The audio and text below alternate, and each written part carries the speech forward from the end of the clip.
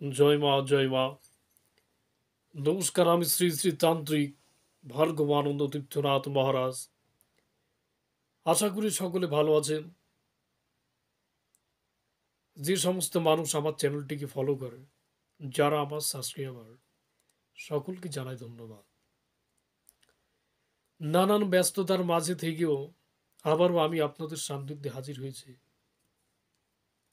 নতুন একটি বিদ্যা সম্পর্কে আলোচনা করার জন্য। আমি আজকে আলোচনা করতে চলেছি সূরা নাস। সূরা নাস দিয়ে মহাবশীকরণ। এই প্রয়োগটা অতি শক্তিশালী, অতি তীব্র, ভয়ঙ্কর।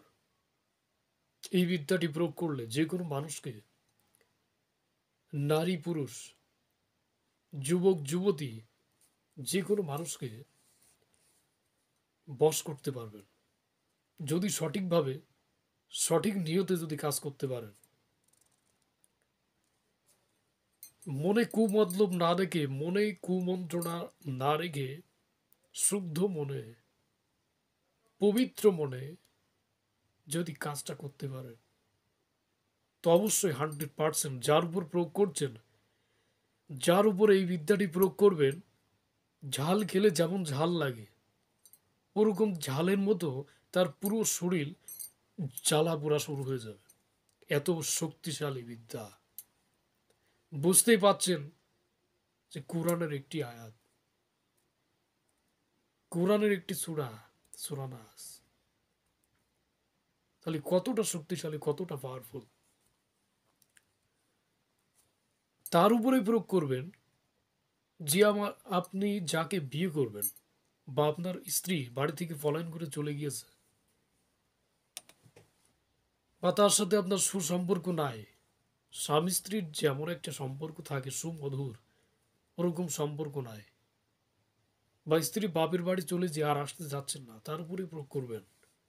অন্যায় কাজে ব্যবহার করবেন না, বিপরীত ফল পাবেন।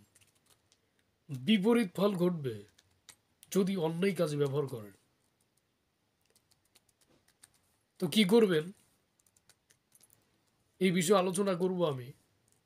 ভিডিওটি প্রথম থেকে শেষ পর্যন্ত দেখবেন, স্কিপ করে দেখবেন না, কেউ কিছুই বুঝতে পারবেন না। প্রথম থেকে শেষ পর্যন্ত ভিডিওটি দেখবেন, দেখলে অবশ্যই উপকৃত হবেন এবং ফল লাভ করতে পারবেন এই কর্মটি করে।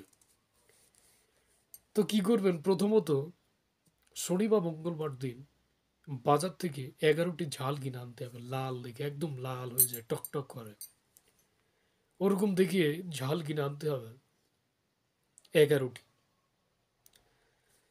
সূর্য যখন পশ্চিমে থাকে, বিকেলবেলা সূর্য যখন পশ্চিমে থাকে, পশ্চিমে থাকা অবস্থায় সূর্যের রোশনি যে দোকানে পড়বে, ওই দোকান থেকে একদমে 7টি ঝাল কিনে নিয়ে আসবেন। 7টি ঝাল কিনে নিয়ে এসে সূরা নাস পাঠ করবেন এবং লাস্টে 3বার বলবেন, ইয়া রাজ্জাগো, ইয়া রাজ্জাগো, ইয়া রাজ্জাগো। এবার বলবেন, হে আল্লাহ, অমুকের কন্যা অমুককে আমার কাছে বাধ্য করে দাও। বা যদি আনতে চান কাউকে, সেই ক্ষেত্রে বলবেন, অমুকের কন্যা অমুককে আমার কাছে অতি সত্বর হাজির করে দাও, বলে ফু দিবেন ওই ঝালে। 11বার পাঠ করবেন, 11বার ওই ঝালে ফু দেবেন।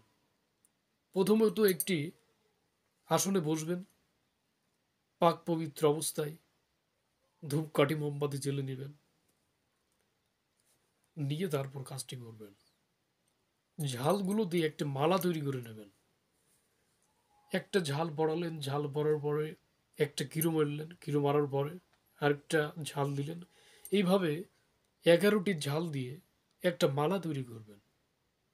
11বার ওই সূরা পাঠ করে ওই ঝালে ফু দেবেন এবং মনে মনে চিন্তা করবেন, যার উপর প্রয়োগ করছেন তার শরীরে ঝাল ডলে দিচ্ছেন, এমন মনে মনে চিন্তা করবেন। মনে মনে চিন্তা করবেন যে যার উপর প্রয়োগ করা হচ্ছে তার সর্বশরীর ঝালের মতো জ্বলা শুরু হয়ে গেছে। এই বিদ্যাটি প্রয়োগ করার পরে, সূরা পাঠ করার পরে আপনার টিনের চালে ফেলে দেবেন। বা কোনো বেড়াতে ঝুলিয়ে রাখবেন, যাতে সূর্যের তেজ ওই ঝালের উপর পড়ে। সূর্যের তেজ যত পড়বে ঝালের উপরে, যত শুকাবে, ততই কাঙ্ক্ষিত ব্যক্তির ভিতরে জ্বলাপোড়া শুরু হয়ে যাবে। যতক্ষণ আপনার সান্নিধ্যে আপনার সাথে দেখা না করতে পারছে, ততক্ষণ ঝালের মতো জ্বলতে পুড়তে থাকবে। মানুষের কথা মিথ্যা হতে পারে, কিন্তু শাস্ত্র কখনো মিথ্যা হয় না। কোরআন শরীফের একটি কাজ সঠিকভাবে সঠিক নিয়তে ব্যবহার করবেন, না হলে বিপরীত ফল হবে। সাবধানতা অবলম্বন করে কাজটা করবেন। যাই হোক, বিধি সম্পর্কে বললাম। যদি কারোর কোনো কিছু জানার থাকে, কেউ কিছু জানতে চান, আমার স্ক্রিনে দেওয়া নাম্বারে যোগাযোগ করবেন।